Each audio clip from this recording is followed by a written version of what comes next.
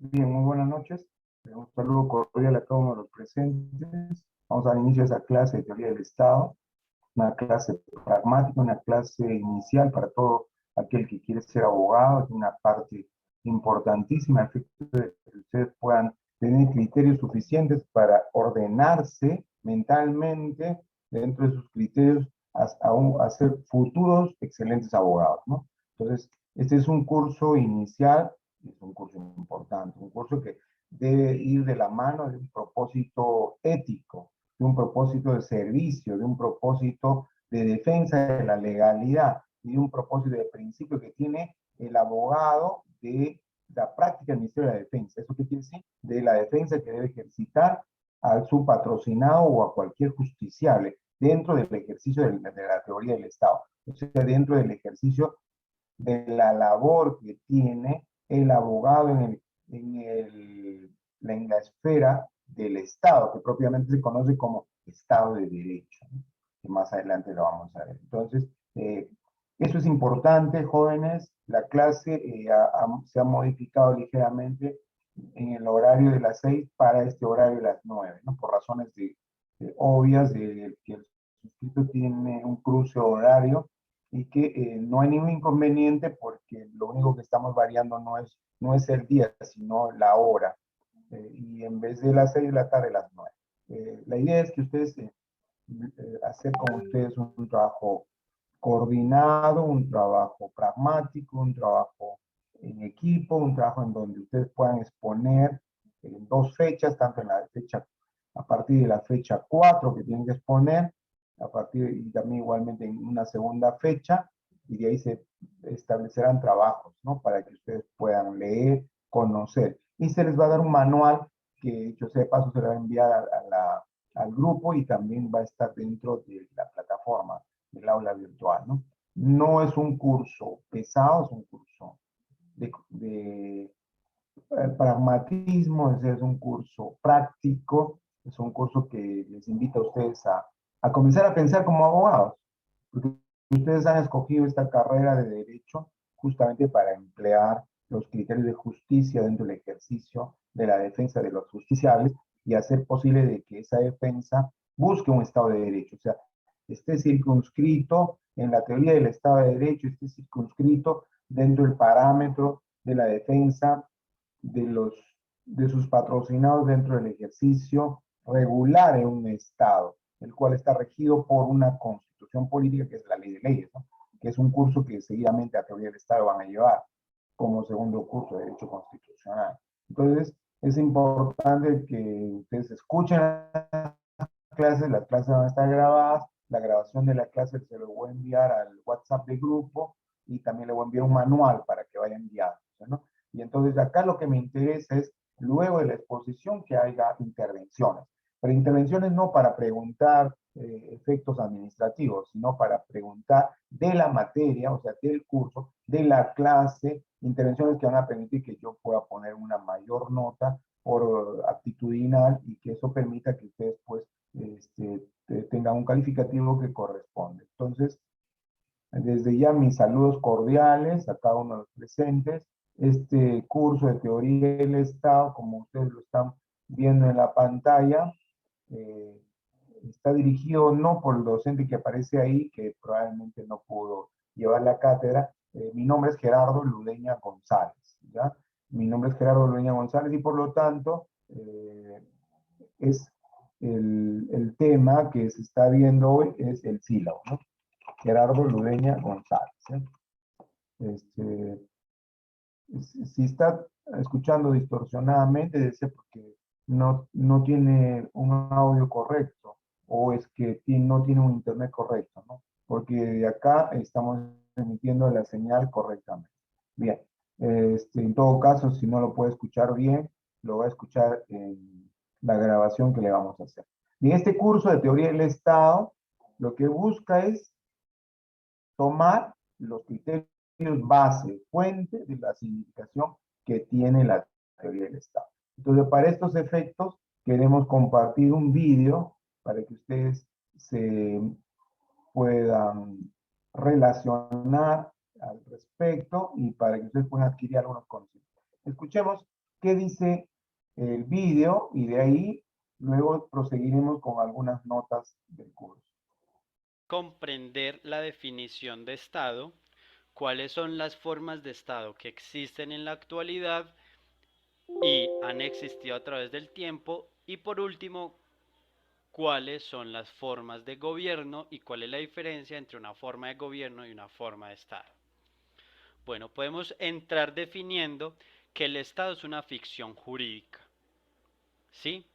Es decir, es una persona jurídica con potestades y que solamente existe en el mundo del derecho, no existe en el mundo material, no se puede tocar, no se puede palpar. Ahora, si queremos dar una definición más concreta, podemos decir que el Estado es un concepto político que se refiere a la forma de organización social, política, administrativa, soberana y coercitiva que contiene unos elementos y que además está formada por unas instituciones que tienen la función de regular el poder dentro de un determinado territorio. Existen unos elementos del Estado como son el territorio, la nación, el poder público y el reconocimiento internacional o la soberanía internacional. Cada uno de ellos está compuesto a su vez por determinados conceptos. Por ejemplo, el territorio hace referencia tanto al aéreo, el terrestre, el marítimo y el naval. La nación hace referencia a la población, el pueblo, la gente. El poder público, es decir, la estructura de poder, se manifiesta a través de unas instituciones, y el reconocimiento internacional hace referencia a esa posición de aceptación de que determinado Estado es reconocido por sus coterráneos para relaciones diplomáticas, etcétera. Existen unas formas de Estado que hacen referencia a la relación de concentración y administración del poder según el territorio. Existen dos formas de Estado que son el unitario y el compuesto. A su vez el compuesto puede ser federal, confederado y asociado. En otros videos vamos a hablar precisamente de la forma de Estado y dar unos ejemplos. También existe una forma de gobierno que hace referencia al titular que ejerce el poder público. En este sentido tenemos tres formas de gobierno: los gobiernos en forma de república, los gobiernos en forma de monarquía y los gobiernos absolutistas. Cada uno de ellos tiene unas diferencias y a su vez unas divisiones. Bueno, es Bien, como han podido escuchar en este video, hay diferentes formas de gobierno y eso es parte de la estructura que toma esta asignatura de teoría del Estado. En esta clase es una clase introductoria, ¿no? Para que ustedes tengan más o menos criterio de qué trata el Estado, para que conozcan ustedes quién es el docente del curso y para que ustedes tomen conciencia de que si quieren ser buenos abogados, tienen que partir de lo primero, que es conocer de la teoría del Estado, conocer lo que es Estado de Derecho, y eso anote, Estado de Derecho, que es el tema para la próxima clase. Queremos escucharlos a cada uno de ustedes. ¿Cuál es la opinión del Estado de Derecho? ¿Qué principios se dan respecto al Estado de Derecho y cuáles son esas prerrogativas que contiene el Estado de Derecho? Entonces, de las diferentes formas de gobierno se tienen los gobiernos monárquicos, absolutistas, constitucionales, parlamentarios y el modelo republicano, el que tenemos nosotros, donde existe la democracia, ¿no? Aspectos monárquicos como Inglaterra, España, que son básicamente parlamentarios, que sí, son interesantes. Ustedes conocen, por ejemplo, que la reina Isabel acaba de fallecer y hay ya un nuevo rey en Inglaterra, ¿no? Y que es un tema parlamentarista constitucional monárquico, ¿no? Que rige tanto en España como en Inglaterra y en algunos otros Países Bajos. Entonces, ese es un modelo de gobierno, pero otro modelo de gobierno es el modelo republicano, democrático, que nos rige hasta la fecha. Esto ha ido evolucionando a través del tiempo, ¿no? Por lo tanto, esto es importante conocerlo y de parte del derecho es interesante hacer memoria de cómo evolucionó estos efectos.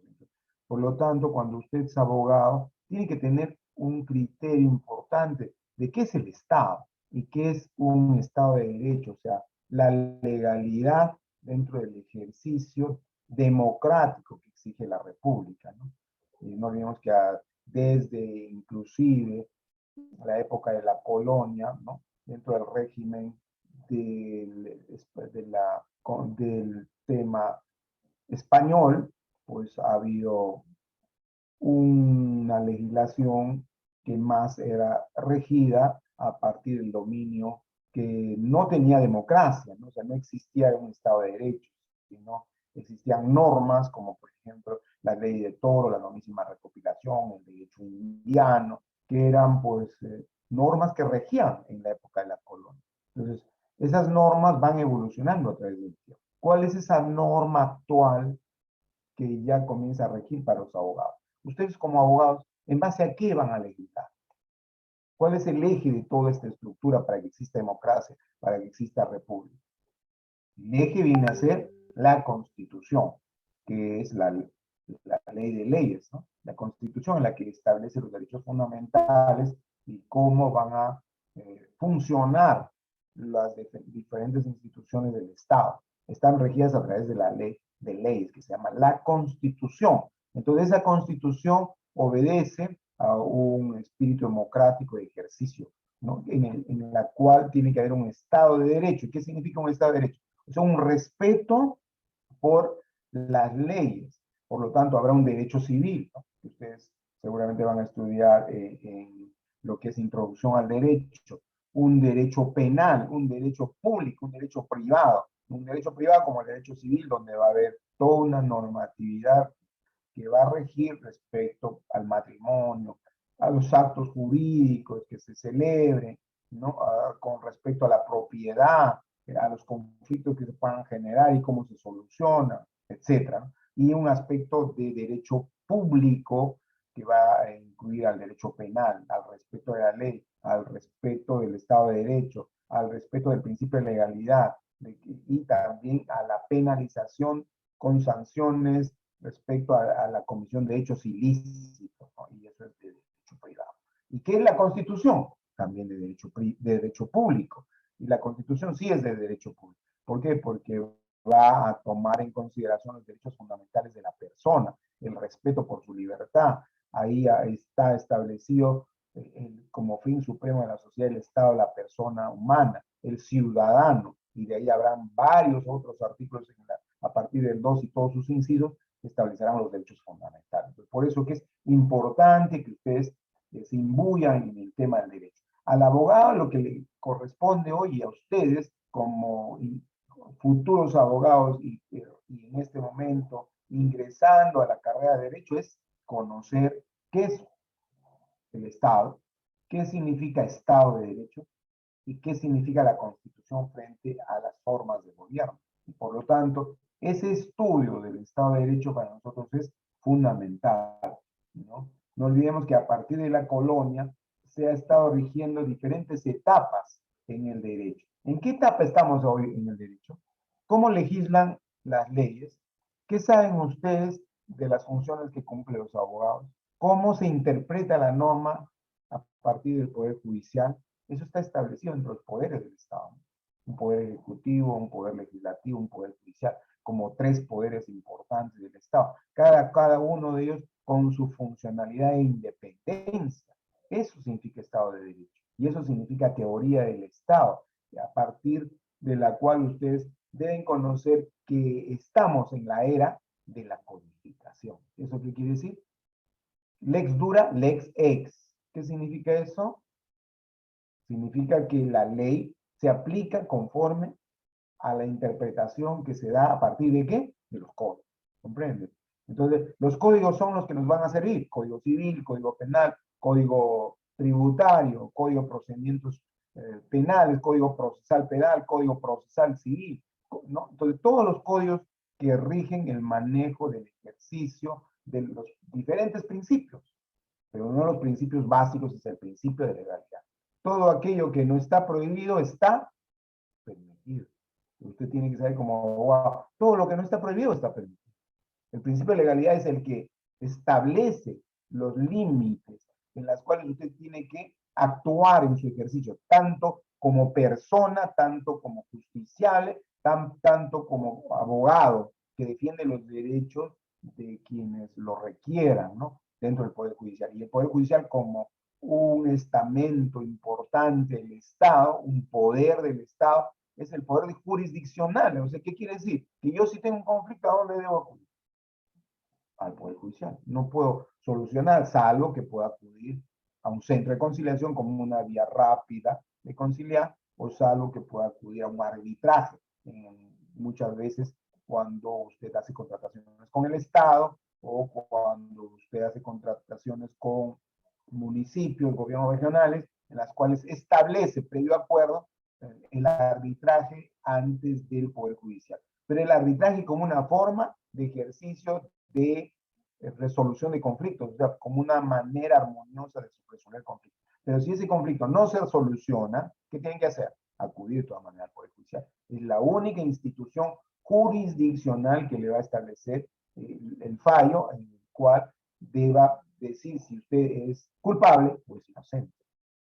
Pero dentro de los regímenes de los principios. Y ahí tiene el principio de inocencia, ¿no?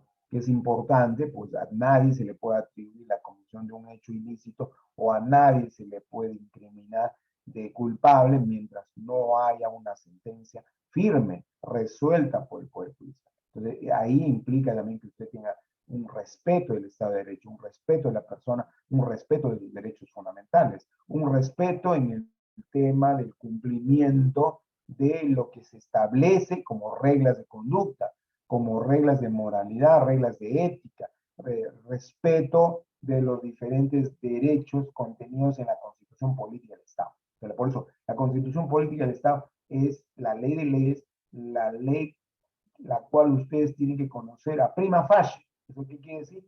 De primera intención tienen que conocer la Constitución. Entonces, este es un curso que motiva al abogado para que a futuro sea un abogado digno, un abogado excelente, y no un abogado el cual es laberintoso, que no cumple con la norma, que busca el eslogan echa la ley, echa la trampa, que busca arreglar sus procesos con los especialistas. Ese no es buen abogado. Esa inclusive no es la carrera abogado. Entonces, también en este curso vamos a ver algunas lecciones de ética que imprimen dentro del Estado de Derecho las aptitudes de cómo tiene que uno actuar, ¿no? Por eso que hay también algunos otros textos que vamos a ver en las otras clases y progresivamente se les va a estar enviando al, al WhatsApp de grupo para que ustedes vayan leyendo lecciones que permitan posicionar mejor el criterio del Estado de Derecho, el criterio de respeto por la democracia, el respeto por el ejercicio democrático, el cual tiene que respaldar a todo ciudadano. Y un ciudadano, ¿por qué? Porque tiene derechos, ¿no? Mientras una persona que no tiene derechos, pues no es un ciudadano. Entonces, esto se establece con los criterios importantes que nacen inclusive de la Constitución de Cádiz. Entonces, ustedes quiero que tomen nota ahí. ¿Qué es la Constitución de Este Cádiz, es no? la introducción. Entonces, esa Constitución de Cádiz es interesante. Entonces, yo quisiera que ahí tomen nota. ¿Qué es la Constitución de Cádiz? Ese es un tema que quisiera que siempre tomen nota. La Constitución de Cádiz. La Constitución de Cádiz es el inicio de las constituciones. Es una constitución por la cual en España, desde 1812, cambia la política de gestión de los derechos fundamentales, que lógicamente nace inclusive con la Revolución Francesa, que también es un aporte importante, ¿no? La Revolución Francesa. Los criterios importantes que han permitido lucubrar, tener nuevos criterios de cómo mantener un Estado de Derecho, que es el eje que ustedes deben recordar, que es el Estado de Derecho, para así tener un criterio de lo que significa la teoría del Estado, ¿no? Para efectos de respeto de la legalidad. Y ahí tienen ustedes, como digo, el principio de legalidad, que es uno de los ejes importantes, y otros principios que ustedes van a ir adquiriendo como conocimiento, porque Francesco Carnelucci, un jurista interesante, importante, habla. Los principios son a la norma como el alcohol es al vino. Algunos de ustedes seguramente sabe catar el vino, ¿no? Y sabe qué tipo de alcohol y cuántos grados de alcohol y para que pueda usted diferenciar entre un vino tinto, un vino semiseco, un seco, etcétera. Entonces, esa cualidad del alcohol en su tratamiento frente al vino tiene directa relación para saber qué tal queda ese vino, qué tal sabe el vino. Igual, los principios tienen que ver con la norma. Usted de repente no se recuerda de la norma, pero si usted tiene los principios claros, usted puede actuar tan igual como si conociera la norma. Por eso que el abogado tiene que conocer primero los principios y luego las normas. ¿Y dónde están los principios? Todos los principios están establecidos en todos los códigos en su título preliminar. Usted tiene que leer siempre cuando agarre un código, el título preliminar. Y ahí van a encontrar los principios. Inclusive, si usted va a leer el Código de los Niños y Adolescentes, usted va a ir al título preliminar, va a ir al artículo 10, por ejemplo, y va a leer principio de interés superior del niño. ¿Qué cosa quiere decir eso? Que el niño o la niña tiene como principio superior su defensa, su cuidado, sus medidas de protección dentro del entorno familiar. Y entonces eso está establecido como un principio supranacional, o sea que no solamente es del Estado peruano, sino de todos los estados y quienes han firmado a través de qué? A través de los tratados. No se olviden que, ¿cuáles son las fuentes del derecho? Ustedes ya estudiaron introducción. ¿Cuáles son las fuentes del derecho? La ley, la doctrina, la jurisprudencia, la costumbre. Que por lo tanto, no simplemente es la ley, sino hay varias otras fuentes. La doctrina, la jurisprudencia, la costumbre, que lógicamente eso va a imprimir en el derecho que ésta vaya evolucionando cada vez. Usted como abogado no se queda tal conforme suceden los hechos, sino está cada vez revisando la jurisprudencia, revisando la doctrina, introduciendo ideas análogas, buscando cómo fundamentar sus escritos y también reclamando al juez que tenga una debida motivación. ¿Qué es eso? Debida motivación. Es decir, decirle al juez que el juez tenga consistencia, coherencia en la redacción de su resolución. Y entonces, si usted encuentra que no existe coherencia, no existe una redacción adecuada, entonces, ¿usted qué va a hacer? Va a emplear un recurso impugnatorio. Para eso está el abogado. ¿Y cuál es ese recurso impugnatorio? La apelación. O sea, voy a apelar, voy a recurrir al Estado de Derecho para ir a la instancia que continúa para reclamar que no estoy de acuerdo con esa resolución y pedir que se cambie, pedir que se reforme. No necesito para eso gritar, no necesito para eso ser malcriado, no necesito para eso utilizar la fuerza, ni el chantaje, ni también utilizar quizás los aspectos mediáticos, sino necesito emplear lo que la ley ha establecido como parámetros dentro del ejercicio democrático del derecho. ¿Y dónde está establecido eso? Como repito, ¿dónde? En la Constitución. Entonces usted puede ir a acudir, por ejemplo, al artículo 139 de la Constitución Política. ¿Qué dice el artículo 139 de la Constitución Política?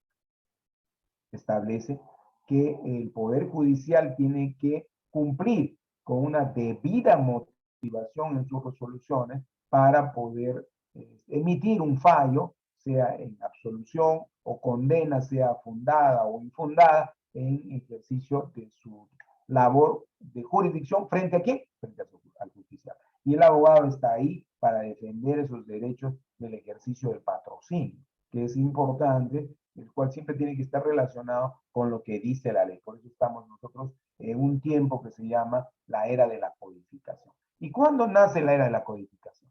¿Cuándo creen que nace la era de codificación?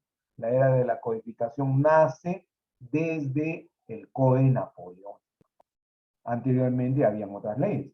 La novísima recopilación, las leyes de Toro, ¿no? La ley de las 7 partidas de Alfonso el Sabio.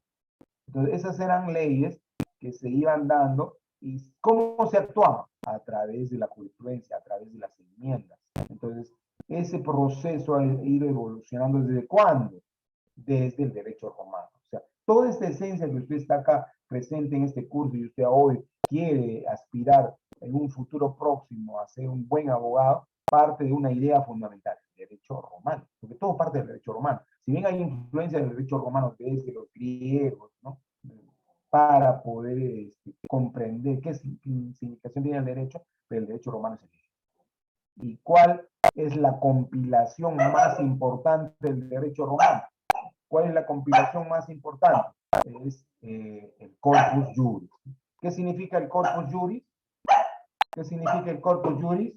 El Corpus Juris viene a ser un compendio de normas establecidas en el derecho romano. Eso es importante, igualmente, que ustedes tienen que conocer. Ese compendio del derecho romano da una significación interesante, importante, porque eso se llama el Corpus Juris Civilis.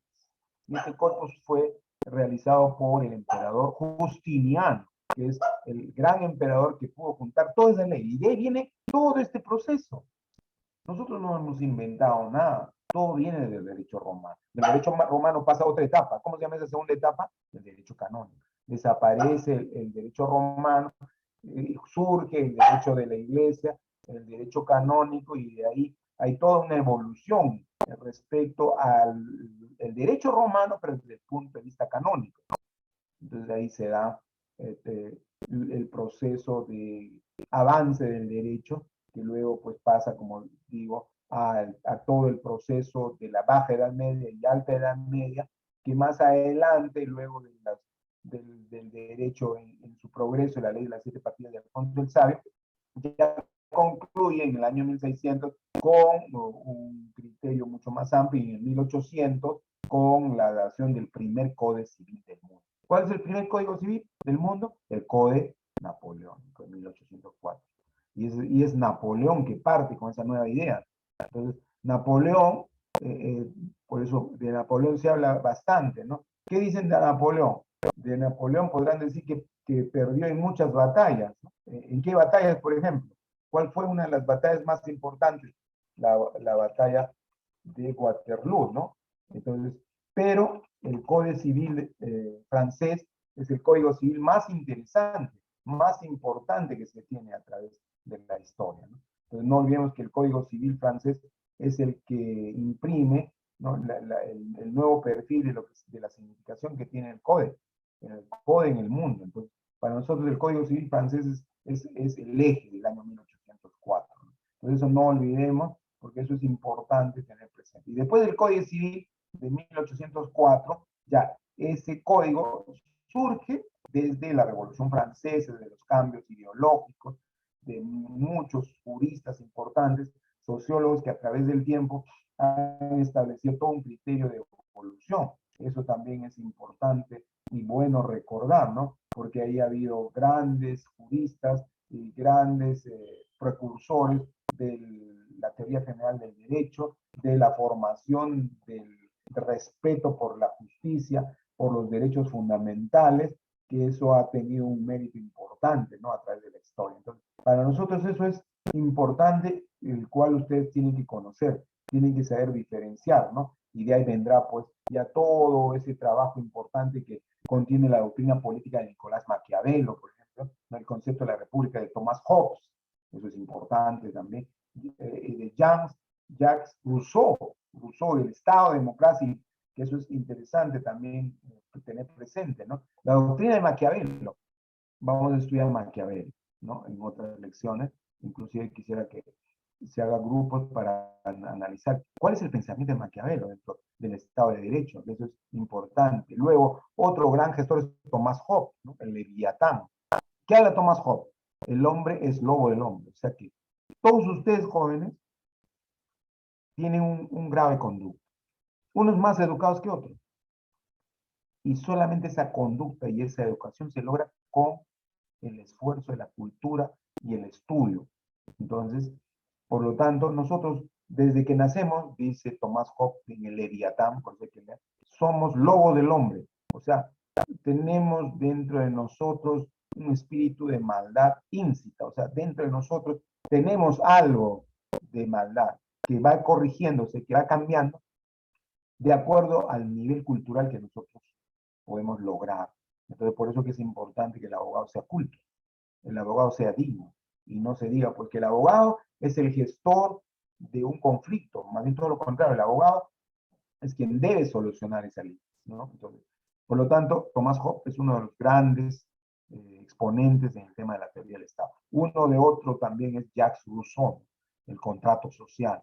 Entonces, ahí también queremos invitarlos a ustedes por grupos, entonces vamos a formar más adelante con un delegado o una señorita delegada que forme grupos, ahí tienen un promedio de 30 o 40 alumnos, podría formarse unos 10 grupos de 4, podría ser, para que puedan poner esos temas y puedan exponer diferentes puntos, ¿no? John Locke, que también habla de la teoría del Estado, esto también es interesante, ¿no? Y algo que debemos saber y distinguir dentro de los 3 poderes del Estado que nosotros hablamos, del Ejecutivo, el Legislativo y el Judicial, quien habla sobre los 3 poderes del Estado es Montesquieu, el Charles II de Montesquieu, el barón de Montesquieu. Entonces, este gran exponente de la teoría de los poderes del Estado también no tiene que estar fuera del conocimiento de un abogado.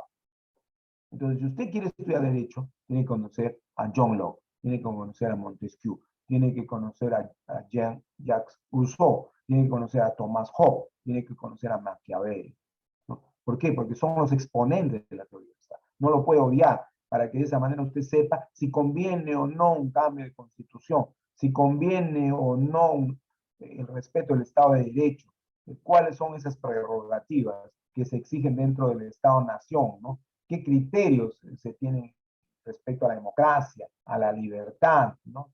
Al estudio de la realidad política, a la teoría contractual, a la teoría de la soberanía, ¿no? Entonces, eso es a la teoría de la realidad política, ¿no? La teoría contractualista, esto es importantísimo, que ustedes no pueden obviar. Por lo tanto, yo creo que este primer acercamiento en este curso invita a que ustedes puedan escuchar el video 1, 2, 3 veces e ir incorporando, ir motivándose en el estudio del derecho. El derecho es lindo, es una carrera muy brillante, es una carrera expectante, que seguramente muchas personas quieren tener esta profesión, pero esta profesión exige leer, esta profesión exige ser cultos, esta profesión exige tener cultura jurídica, y más adelante vamos a ver un video sobre respecto a la cultura jurídica, es decir, exige tener un análisis de cuadros comparativos de derecho, exige conocer las diferentes teorías, el estado de bienestar dentro del ejercicio de la teoría, y como veíamos en el vídeo, establecer los elementos del territorio, la población, el poder, la cultura como un ejercicio importante dentro del aspecto del Estado de Derecho. Entonces, y además, tener pues un buen léxico, un léxico jurídico que usted inclusive puede emplear per se aspectos latinos como lex dura, lex ex, ¿no? Que viene a ser la ley es dura pero es cierta, que tiene que aplicarse en los tribunales, en beneficio en contrario del justiciable que quiere que se establezca por justicia y por derecho una resolución que esté con arreglo a la ley, que creo que eso es interesante y muy importante. Entonces, como podrán ustedes observar, jóvenes, este estudio del Estado de Derecho, este estudio de la teoría del Estado, tiene una gran significancia. Entonces, más aún estos grandes gestores a través de la historia y además el Código Napoleónico, que luego el Código Napoleónico viene a diferentes recepciones en toda Sudamérica, ¿no? Tenemos en Perú quien recepcionó, compiló el Código Napoleónico y estructuró el primer Código Civil, don Manuel Lorenzo de Vidaurre, por ejemplo, que fue el primer presidente de la Corte Suprema de Justicia del Perú, que a usted le van a preguntar el día que usted sea abogado y postule para, para ser juez fiscal. ¿Quién fue el primer presidente de la Corte Suprema? ¿No? Manuel Lorenzo de Vidaurre, que fue también el quien compiló el primer Código Civil de 1854, ¿no? No olvidemos que la independencia, ¿cuándo fue? ¿No? En 1824, pero en el 52 recién se da el primer Código Civil, o sea, muchos años después, casi 30 años después. Mientras tanto, siguieron rigiendo las leyes de Indias, ¿no? Y también porque todo abogado debe saber que el primer Código Procesal Civil del mundo se publicó ¿dónde? En Lima, en Perú, porque Perú, el virreinato de Perú, era el más destacado frente a las colonias y frente a España. Había más abogados en Perú, en Lima, que en Madrid en el siglo XVII, en 1600, en la época de la colonia, porque había una hiperlexia, o sea, una gran cantidad de procesos, de juicios, en Lima, y por lo tanto ahí se expidió la curia filípica, que viene a ser el primer código procesal del mundo, el cual rigió 250 años, y en la cual pues evolucionó grandemente todo este proceso, ¿no? ¿Cómo sabe usted cómo demandar? ¿Cómo le notifica? ¿Cómo contesta la demanda? ¿Cómo apela? ¿Cómo recusa? Todos estos procesos, ¿de dónde vienen? ¿Quién enseñó? Se dio en 1604 con la curia filípica, y usted lo encuentra en el Museo de la Nación, aquí en Lima, en la avenida Javier Prado. Cuando alguna vez está ahí en Lima, usted puede visitar el Museo de la Nación de Javier Prado y pedir que le muestren la curia filípica para que vea que fue la publicación hecha en Lima en 1604 del primer código procesal, el cual rigió 250 años, un bestseller, y después ya surgieron los códigos de enjuiciamiento, los códigos de procedimiento, tanto civiles como penales, que son códigos adjetivos, ¿no? Que permiten realizar el proceso y que permiten el empleo del debido proceso. ¿Qué? ¿El debido proceso qué es? Es un principio constitucional de parte de qué? Del Estado de Derecho. Entonces, mire, Maquiavelo, Hobbes, Montesquieu, ¿no? Son grandes gestores dentro del ejercicio del Estado de Derecho, ¿no? Hegel incluso. Pero lo importante es que nosotros sí queremos estudiar a Montesquieu, a Hobbes, ¿no? Porque ellos nos van a brindar diferentes categorías de forma de gobierno como la república, la democracia, la monarquía, etcétera, ¿no? Que eso lo vamos a ir estudiando progresivamente.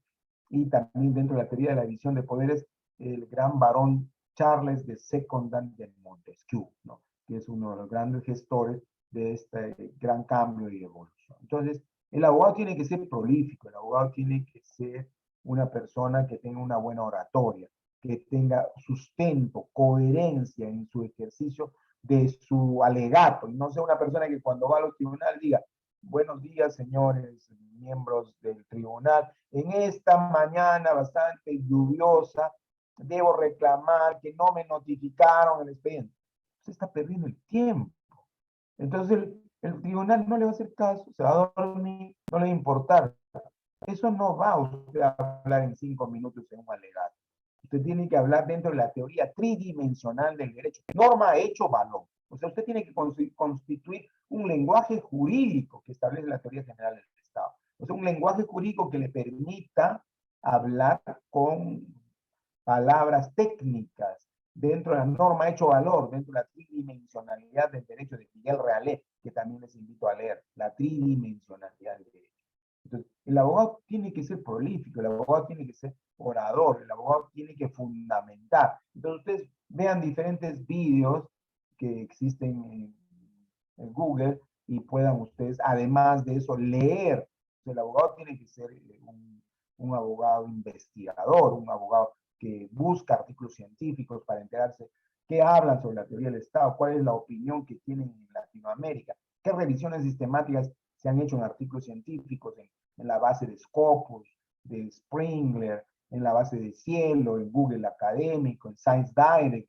O sea, buscadores importantes que les permitan a usted estar a la altura del pensamiento político actual, no estar a la altura de los criterios de la estructura y organización del Estado, estar a la altura de la globalización y la soberanía, estar a la altura de lo que significa la globalización, pues, ¿no? Porque la globalización en términos jurídicos tiene que ver con el derecho comparado. Yo tengo que ver, a ver, cómo el derecho comparado influye dentro del ejercicio propiamente de la doctrina y la jurisprudencia, y de ahí también va a motivar a que usted pueda hacer su tesis finalmente sobre temas que tal vez no han sido los más propicios, ¿no? Entonces, como ustedes podrán observar, este tema es interesantísimo. Yo quisiera ponerles un video para que veamos sobre la cultura jurídica, ¿no?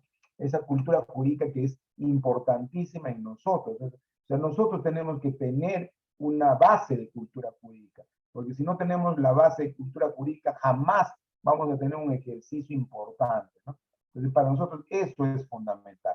A ver, permítame ustedes poner un video para ir concluyendo con la clase de hoy, de esta clase introductoria, ¿no? Y podemos de esa manera tener ya criterios y al final hablamos sobre algunas cuestiones finales, ¿no? Bien, veamos el video entonces. Este video necesito que usted lo escuche y finalmente después de terminar y dar el uso de la palabra a ustedes, quiero que me comenten sobre este video. y comenten sobre lo que han entendido en la clase. Porque si bien es cierto, la hora de 9 a 10:30 es bastante abultado, bastante tarde, quizás ya están con sueño, algunos están durmiendo, algunos quizás están escuchando, o algunos están haciendo otra cosa, pero igual, la virtualidad le va a permitir que haya una grabación, que esa grabación la tienen que escuchar, y sobre lo que han escuchado, y sobre lo que se ha comentado, y sobre los textos que yo le voy a enviar, quiero ver la respuesta de usted como abogado.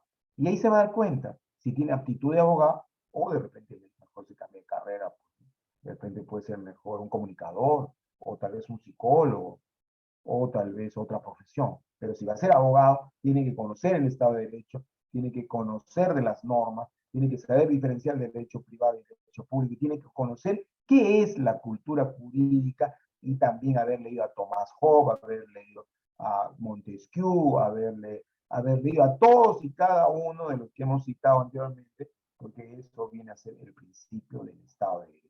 Entonces, pues, yo creo que eso es interesante, vital, consustancial, para que ustedes tengan este criterio importante que es la significación de ser buenos abogados. Escuchemos lo que dice aquí en la actualidad jurídica respecto a la cultura jurídica el doctor Héctor Fix Fierro.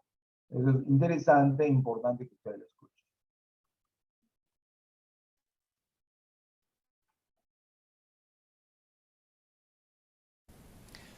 Uno de los conceptos jurídicos que se suelen manejar entre los académicos, pero también entre quienes practican el derecho cotidianamente, es el de la cultura jurídica. ¿Qué es la cultura jurídica? ¿Cómo debemos de entenderla?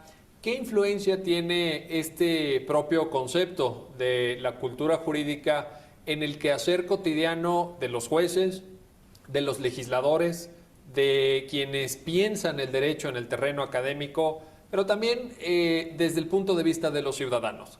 ¿Qué impacto tiene una robusta cultura jurídica o una cultura jurídica menos sólida en el quehacer de una sociedad en su conjunto? Para abordar algunos de estos temas y para comprender mejor este concepto de cultura jurídica, vamos a conversar con el doctor Héctor Fix Fierro, director del Instituto de Investigaciones Jurídicas de la UNAM y especialista en sociología jurídica, quien nos va a ilustrar sobre estos asuntos. Doctor Fix, ¿cómo podríamos entender, digamos, en términos muy generales, este concepto de cultura jurídica? Muchas gracias. Yo empezaría por utilizar un concepto que está próximo y que se utiliza más en la vida cotidiana, que es el de cultura de la legalidad. Ahora que en los últimos años en México hablamos de la necesidad de tener un Estado de Derecho, se menciona mucho este concepto de cultura de la legalidad, y en general creo que se entiende por tal concepto el hecho de que los ciudadanos y las autoridades tengan una convicción de que es importante respetar las leyes, apegarse a las normas. Entonces, pensaríamos que si esa convicción existe, estamos generando una cultura de la legalidad, como podemos hablar, por ejemplo, de una cultura de respeto de los derechos humanos. El concepto de cultura jurídica es similar, va en ese mismo sentido, pero es un concepto quizá más académico, más científico. Ha sido elaborado sobre todo por sociólogos del derecho, y en este sentido el nombre más prominente es el profesor norteamericano Lawrence Friedman, que es profesor de la Universidad de Stanford y que desde finales de los años 60 empezó a hablar de este concepto de cultura jurídica. Yo entiendo que él se empezó a apoyar mucho en una noción análoga que existe en la ciencia política, es el cultura política o cultura cívica, que también tiene que ver con esta convicción a favor de ciertos valores de democracia, de participación, etc. Entonces eso es muy análogo. Y entonces el profesor Friedman, en un libro que publicó allá en los años 70, señala que para él el sistema jurídico tiene tres grandes elementos. El primer elemento son las normas, ¿no? Las estructuras, aquello que sostiene el edificio jurídico. Después vienen los roles, los profesionales del derecho, los jueces, los abogados, los fiscales, etc.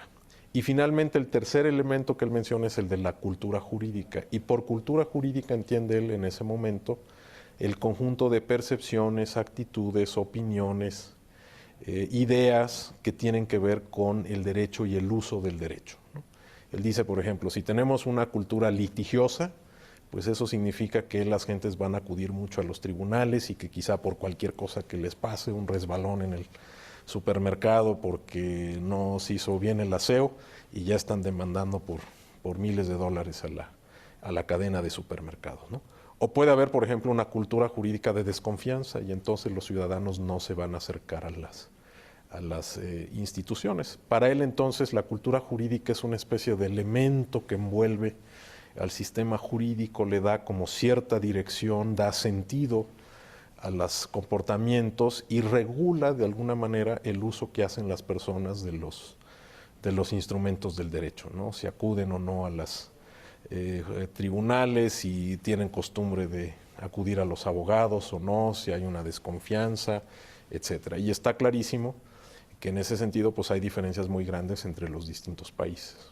En este punto que usted menciona, doctor Fix, ¿usted pensaría que la cultura de la legalidad es algo que ya está dado en un determinado país o es algo que se puede fomentar, que se puede trabajar para que sea de una manera distinta, más robusta, más sólida, etcétera? Bueno, yo creo que sí es algo que se puede hacer, no está dado, se tiene que construir y yo creo que esa es la lucha en la que estamos empeñados. Pero detrás hay creo, una discusión interesante de tipo teórico y es la siguiente. ¿Es la cultura de la legalidad aquello que explica cómo se comportan las personas y las instituciones? ¿O las instituciones son las que inciden en el tipo de cultura que se tiene? Si lo ve uno de un punto de vista genérico, pues es una circularidad, ¿no? Como la discusión de qué fue primero, si el huevo o la gallina. Sin embargo, yo creo que hay una diferencia que es importante y es la siguiente. Las instituciones tienen la capacidad, como organizaciones, de tener acciones dirigidas con objetivos, mientras que la cultura es algo difuso. La cultura no es algo que tenga alguien en particular ni que pueda alguien alterar de manera particular. Entonces yo creo que son las instituciones las que tienen que ir fomentando el cambio de comportamientos y de ideas, ¿no? A la larga, eso incide en la cultura y la cultura tiene un efecto, diríamos, difuso en las instituciones también, porque las instituciones no están fuera de ella, pero yo creo que sí les toca a las instituciones tomar, digamos, la iniciativa de ir incidiendo en cambiar esa cultura. Creo que, por ejemplo, lo hemos logrado en el terreno electoral.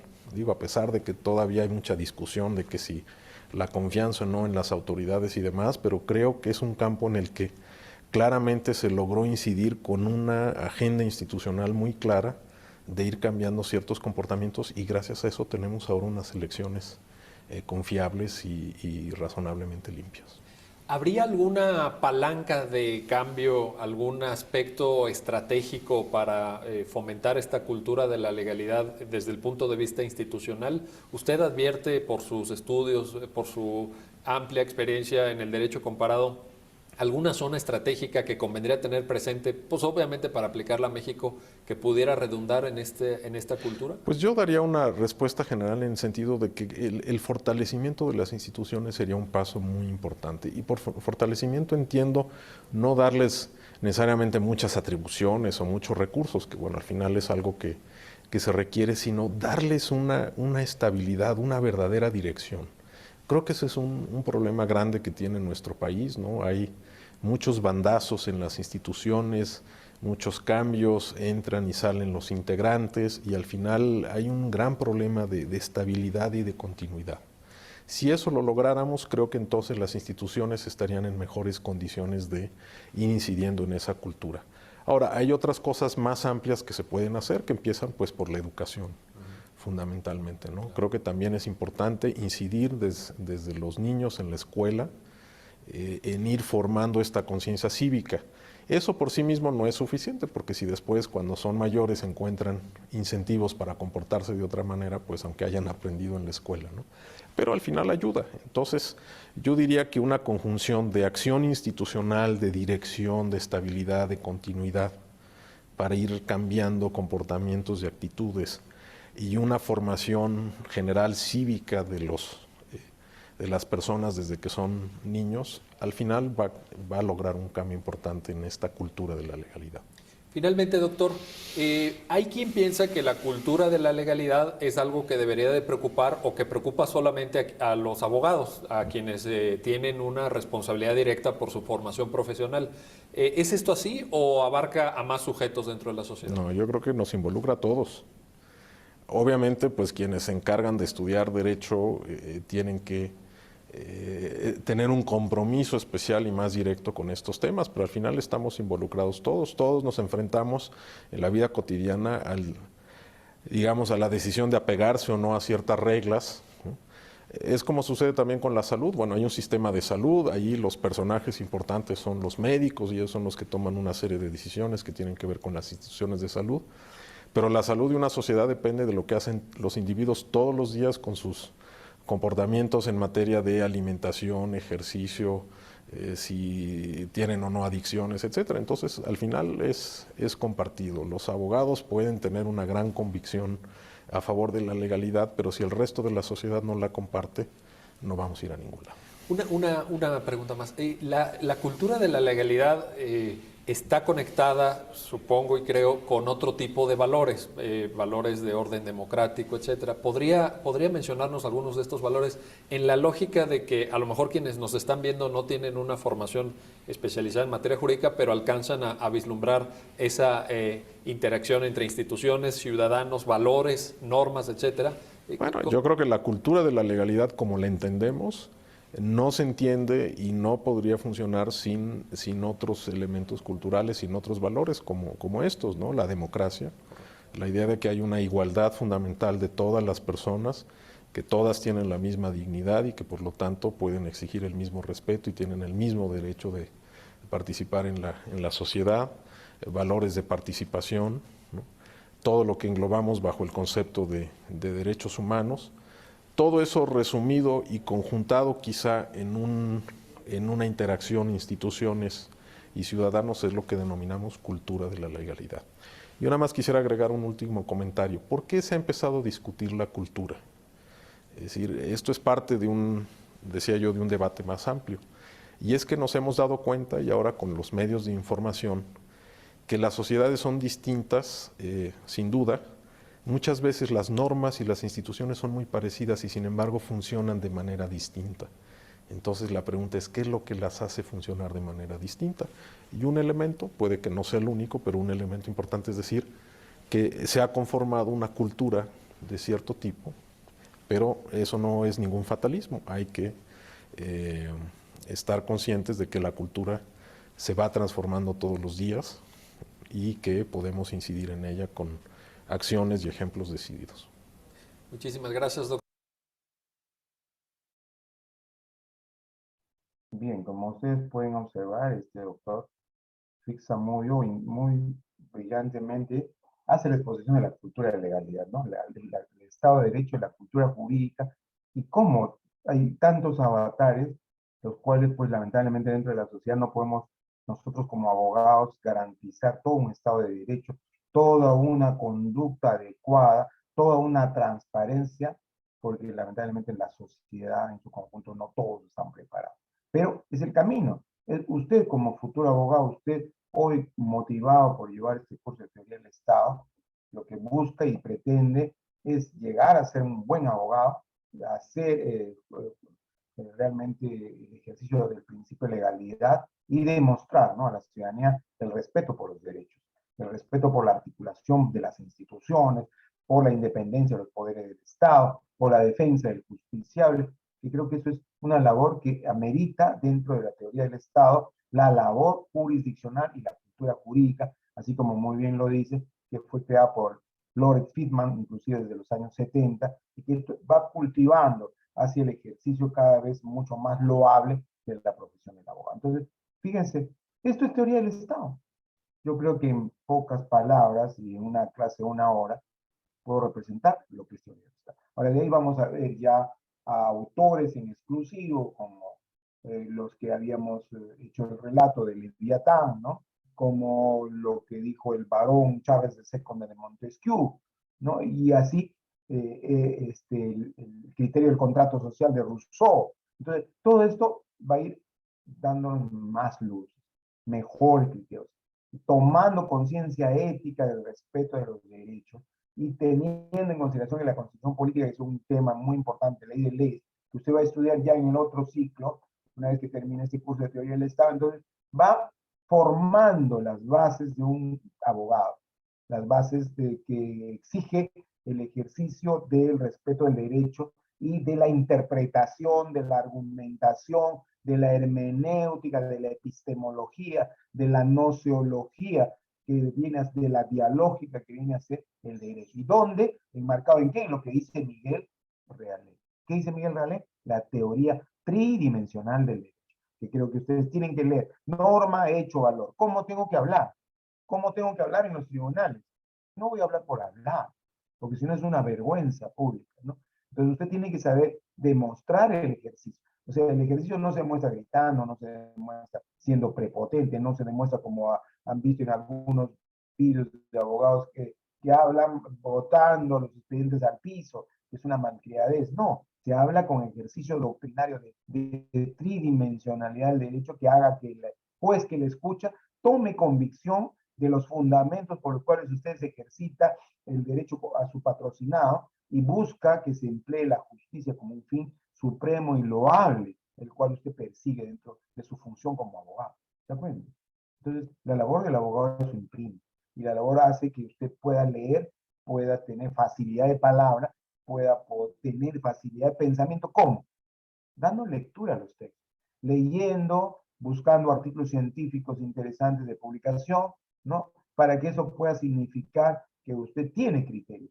Si usted revisa el aula virtual, ahí aparece un lado ingresos artículos como Scopus, Google Académico, Springler, Science Direct. Entonces usted tiene que entrar, buscar teoría del Estado, qué autores han hablado, comentar, tomar en consideración cuál es la funcionalidad del derecho público y del derecho privado, tomar en conciencia cómo se debe ejercitar la independencia de poderes establecidos desde Montesquieu, ¿no? Entonces, esos criterios son interesantes. Tomar en consideración lo que dice Maquiavelo. Maquiavelo dice que en uno de sus pasajes del Principito habla, porque Maquiavelo es un personaje interesante, importante dentro de la teoría, y con eso voy a concluir. En ese espacio del Principito, Maquiavelo dice que un día va al Poder Judicial y toca la puerta del Poder Judicial, ¿no? Toca insistentemente, ¿no? Toca insistentemente. Entonces, al tocar insistentemente la puerta del Poder Judicial, nadie le abre. Entonces, luego de un buen rato, le abren la puerta y le preguntan, ¿a quién busca? Y él se fija y ve Poder Judicial. Busco a la justicia, porque lee Poder Judicial. ¿Y qué cree que le contesta? Le contesta, acá no vive la justicia. Viene de vez en cuando. Aquí quien vive es el derecho. ¿Se da cuenta? Entonces, ¿cuál es la moraleja de eso? Que en el Poder Judicial existe justicia o existe derecho. ¿Usted qué cursos de justicia va a estudiar? ¿Justicia 1, justicia 2, justicia 3, justicia 4? ¿O va a estudiar derecho civil, derecho penal, derecho comercial, etcétera? Va a estudiar derecho. Entonces va a actuar con arreglo a derecho. Pero ese actuar con arreglo a derecho es con arreglo a justicia. Ahí hay ciertas consideraciones de las cuales usted tiene que integrar. Para eso está su mente, su capacidad, su raciocinio, para que integre la justicia con el derecho. Eso es labor del abogado. Porque el derecho está íncito. El derecho lo puso desde Justiniano, desde la época del derecho romano. Y el derecho está íncito en las leyes. Pero el ejercicio del arreglo a derecho está en el profesionalismo del abogado. Y está en su labor como futuros abogados. Y es hoy que ustedes asisten a una clase de teoría del Estado porque ustedes quieren ser abogados y quieren ser brillantes abogados, abogados exitosos, abogados que tengan la profesión como una gran labor, ¿no? Y además como un ingreso económico, que lógicamente va a ser respaldado porque el justiciable lo va a mirar, va a ver que usted ha hecho una excelente defensa de oralización y seguramente le va a pagar inclusive más de los honorarios que habían establecido y le va a invitar tal vez un almuerzo o un agasajo más, porque se da cuenta el justicial que usted ha actuado preferentemente. Entonces, y además también ser prolífico, es decir, no solamente esperar llenarse los bolsillos con ello, sino también lograr por este medio tener pues ese don de gente de poder ayudar a quien más lo necesite, ¿no? Y al poder ayudar a gente que tal vez nunca ha tenido esa alternativa o esa predisposición. Bien, entonces, esos criterios son criterios generales, criterios que he querido brindar hoy día y criterios de introducción a la teoría del Estado. Entonces, esto, desde ya vamos a abrir el debate, algunas preguntas generales que sean del tema, y después voy a invitar a ver si hay una señorita o un joven que de repente tienen ustedes ya un delegado para que pueda articular algunos puntos del curso. Bien, los escuchamos. ¿Alguna intervención de su parte? ¿Alguna intervención de su parte? Si alguno de ustedes quiere intervenir, puede tener uso de la palabra, está habilitado el micro. En todo caso, si tiene usted, por favor, un delegado para poder conformar, alguno de ustedes que puede ejercitar ser delegado o delegada del salón. ¿Ninguno? ¿No está en clase? A ver. Muy buenas noches, profesor. Mi nombre es Jessica Cervera.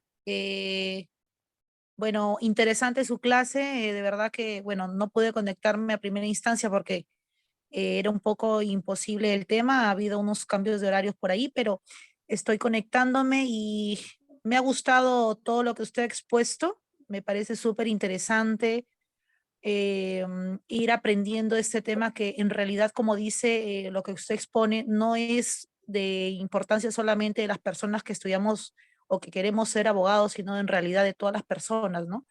Entonces, hay cosas que en el día a día se presentan y uno no sabe cómo resolver y siempre es bueno tener el conocimiento para poder resolverlo de manera correcta, ¿no? Entonces, me parece muy interesante y me ofrezco en el tema de poder apoyar a mis compañeros, si me lo permiten, como el tema de delegada, ¿no? Muy bien.